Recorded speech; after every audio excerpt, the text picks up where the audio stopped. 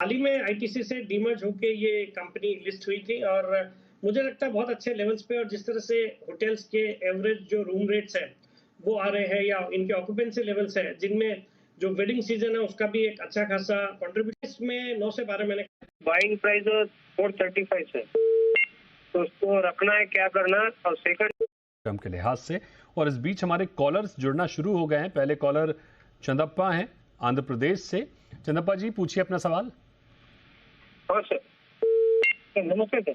नमस्कार जी, पूछिए अपना सवाल सर। हाँ, फर्स्ट जेके टायर्स में बाइंग प्राइस 435 है, तो उसको रखना है क्या करना। और सेकंड है जुपिटर वेगनर 484 बाइंग, और दूसरा एक जियो फाइनेंस में लेना है क्या करना है नया। ठीक है सर। ओके, जेके टायर, जियो फाइनेंस और एक और शेयर है जुपिटर वैगन, ये 3 शेयर पर इनको राय चाहिए। सिटी साहब, क्या राय होगी? देखिए, जहां तक इन्होंने जो मैं समझ पाया, इन्होंने 2 स्टॉक में तो ऑलरेडी निवेश किया हुआ है, जेके टायर और जुपिटर वैगन्स में। दोनों ही वैसे अच्छी क्वालिटी के स्टॉक है, अलग अलग सेक्टर से हैं। जहां तक जेके टायर का सवाल है, स्टॉक पे मैं बुलिश हूं। जिस तरह से क्रूड के प्राइसेस गिरे हैं उसका भी एक अच्छा पॉजिटिव इम्पैक्ट रहता है, बट थोड़ा ऑटोमोबाइल सेक्टर के लिए जब से ट्रम्प टैरिफ की बातें हुई है उसके बाद से थोड़ा सेंटिमेंट नेगेटिव थे। बट मुझे लगता है इनका अगर मीडियम से लंबे अवधि का नजरिया है तो यहाँ से अच्छे अपसाइड देखने को मिलेंगे, तो होल्ड करना चाहिए।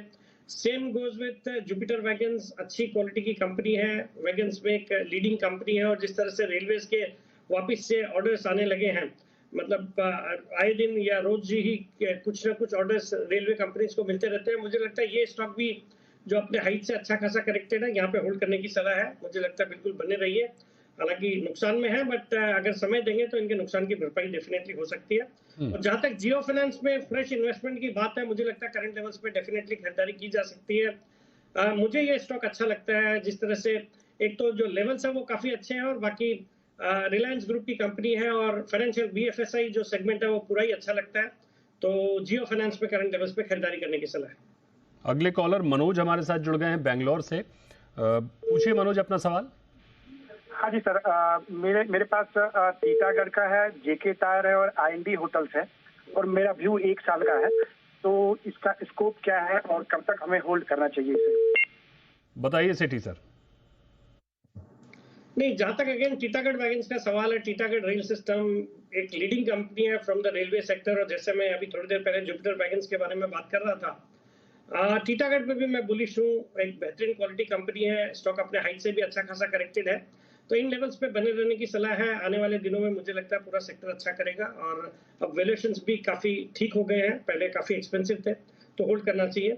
जेके टायर का मैंने थोड़ी देर पहले जिक्र किया ही था, होल्ड करने की सलाह है। मैं बुलिश हूँ, और मुझे लगता है मीडियम से लंबे अवधि में यहाँ से अच्छे अपसाइड देखने को मिलेंगे। और तीसरा स्टॉक कौन सा था मुझे समझ में नहीं आया, अगर दीपक आपको पता हो तो एक बार। Indian hotels sir. Great company, hotel sector पे मैं बुलिश हूँ, और अभी थोड़ी देर पहले मैंने जिक्र भी किया आईटीसी होटल का as my long term pick. Indian hotels again एक बहुत ही अच्छी कंपनी है, बहुत ही अच्छा परफॉर्मेंस रहा है, और यहाँ से भी बहुत अच्छे अपसाइड लॉन्ग टर्म में इसमें बिल्कुल देखे जा सकते हैं। टाटा ग्रुप की कंपनी है, ताज ब्रांड एक आइकॉनिक और एक बहुत ही पॉपुलर लग्जरी ब्रांड है। मुझे लगता है इंडियन होटल्स भी करंट लेवल्स पे बिल्कुल बने रहना चाहिए। खरीदारी के भी इसमें मौके ढूंढने चाहिए। मैं इस क्वार्टर के नतीजों पे भी काफी बुलिश हूँ होटल सेक्टर से, तो Indian hotels remains a good hold at the current levels. बिल्कुल। एक और कॉलर इंद्रपाल हमारे साथ जुड़ गए हैं उत्तराखंड से। इंद्रपाल, पूछिए अपना सवाल। हाँ सर, मेरे पास 2 स्टॉक है, एक तो पीएनबी और इरेडा। पीएनबी के मेरे पास 4000 शेयर है 122 के रेट के, और इरेडा के मेरे पास 200 शेयर है 222 के रेट के। और मुझे लॉन्ग टर्म में इसमें कब तक मुझे इसमें जो है प्रॉफिट आ जाएगा, कब तक मैं रोकूं इनको? बिल्कुल सेठी सर, पीएनबी और इरेडा। देखिए, अगेन दोनों स्टॉक्स की क्वालिटी अच्छी है, बट इन्होंने अनफॉर्चुनेटली बहुत ऊंचे लेवल्स पे लिया है, और वहां से अच्छे डाउनसाइड इनको देखने पड़ रहे हैं, जो कि प्राय मिड कैप स्मॉल कैप पूरे सेगमेंट में ही मार पड़ी है। पिछले 4-6 महीनों में 20-30% की गिरावट तो हर जगह हुई है, बट ये दोनों अच्छी क्वालिटी के स्टॉक है। मुझे लगता है PNB with in the among the public sector banking stocks, अगर आपको 1-2 में ये 8 जुलाई को जो 8 अप्रैल को जो आरबीआई की पॉलिसी आएगी, वहां पे एक रेट कट की भी उम्मीद की जा सकती है, which would be positive for the banking sector as a whole, तो पीएनबी इज अ होल्ड। और जहां तक इरेडा का सवाल है, again great stock to remain invested in. Renewable sector को फाइनेंस करने वाली कंपनी है, अपने हाइट से करेक्टेड है, इन लेवल्स पे ऐड भी किया जा सकता है। अगर उनके पास इन्वेस्टेबल सरप्लस है तो मुझे लगता है करंट लेवल्स पे थोड़ा खरीद के अपने कॉस्ट को कम करें। बाकी मुझे लगता है यहाँ से अच्छे अपसाइड देखने को मिलेंगे। उनको थोड़ा अपना समय का नजरिया बढ़ाना होगा, but I am sure this stock will give him good returns. बिल्कुल। एक और कॉलर सुशील हमारे साथ जुड़ गए हैं कोलकाता से। सुशील, पूछिए अपना सवाल।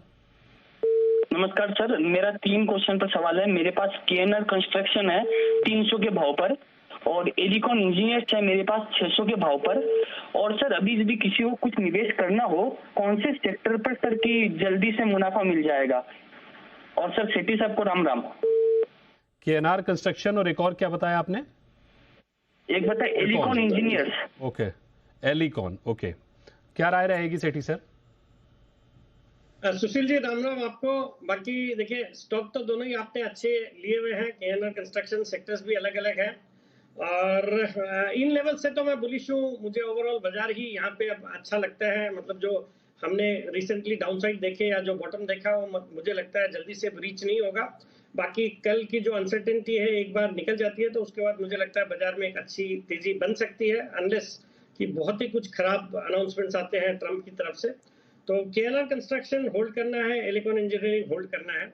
और जहां पर जो आपने पूछा इस समय कौन सा सेक्टर अच्छा लगता है, तो मैं बैंक्स और एनबीएफसी पे यहाँ पे बहुत बुलिश हूँ। मुझे लगता है अगर आपको मौका मिलता है तो बैंक्स पे, अगर इन्वेस्टेबल फंड्स हैं तो banks, both private and public sector banks, वहां से अच्छी क्वालिटी के स्टॉक में निवेश करेंगे तो जल्दी मुझे लगता है यहाँ से अच्छे अपसाइड देखने को मिल सकता है। कोई स्पेसिफिक स्टॉक सेठी साहब? प्राइवेट बैंक्स में मुझे आज की गिरावट पे एचडीएफसी बैंक, आईसीआईसीआई बैंक में भी मुझे लगता है एक अपॉर्चुनिटी है। तो कल की एक अनसर्टेनिटी खत्म होने के बाद मुझे लगता है in the run up to the RBI policy भी यहाँ से अच्छा कर सकते हैं। तो both HDFC bank and ICICI bank look good. और बाकी पब्लिक सेक्टर बैंक्स में जैसे एसबीआई है, वो अच्छा लगता है। वैल्यूएशन के पर्सपेक्टिव से भी बहुत ही अच्छा है करंट लेवल्स पे। और दूसरा स्टॉक अगर आपको पीएसयू बैंक से देखना है तो Canara bank looks very good at the levels of around 90 rupees. मुझे लगता है यहाँ पे कैनरा बैंक में खरीदारी की जा सकती है।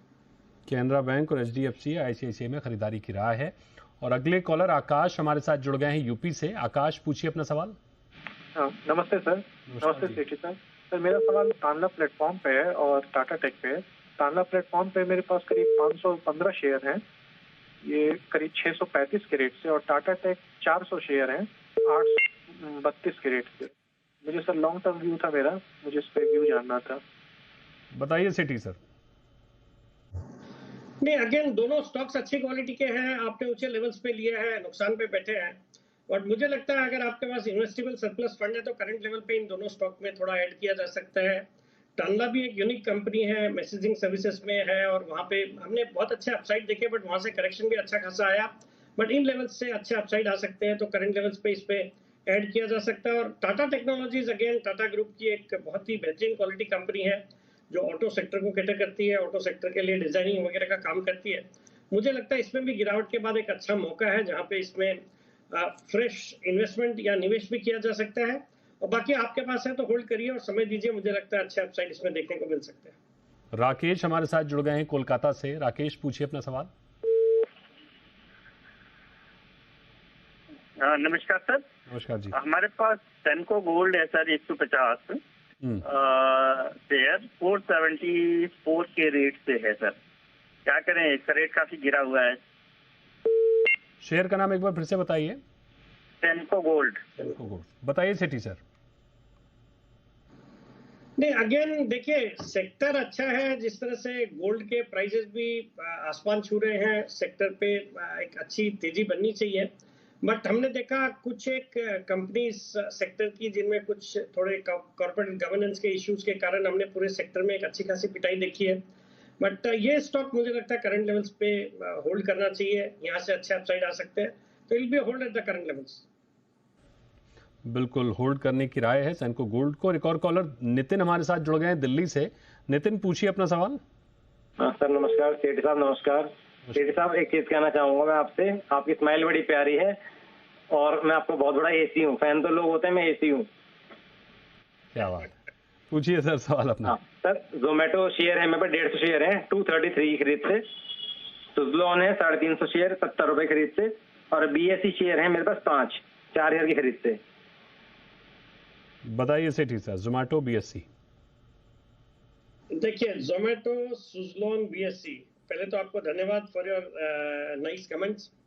जहां तक जोमेटो का सवाल है, देखिए आपने जिन लेवल्स पे लिया वहां से थोड़े डाउन साइड है, अच्छा नुकसान हो रहा आपको, बट स्टॉक पे बुलिश हूं। आज थोड़ा नेगेटिव खबरें थी, इन्होंने कुछ एम्प्लॉइज को निकाला है, तो उसको देखते हुए थोड़ा बाजार ने नेगेटिवली रिएक्ट किया, but I think this stock is headed upwards. तो आप समय दीजिए इसमें।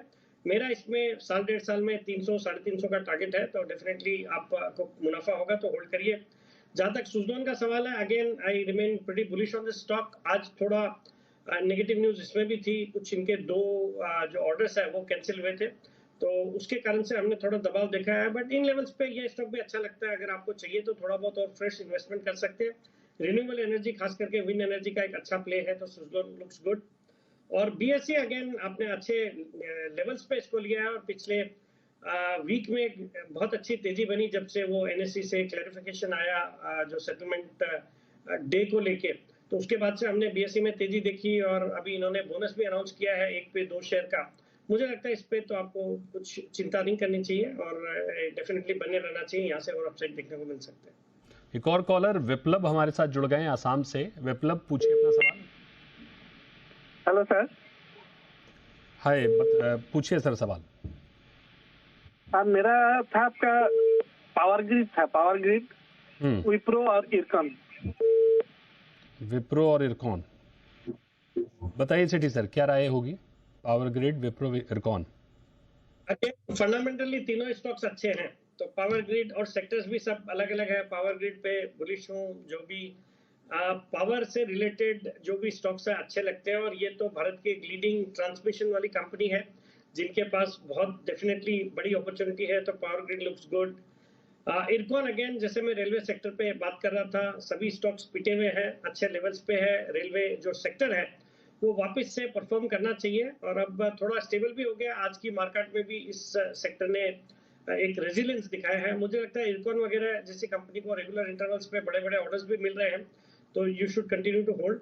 और जहां तक विप्रो का सवाल है, देखिए IT सेक्टर अभी दबाव में है।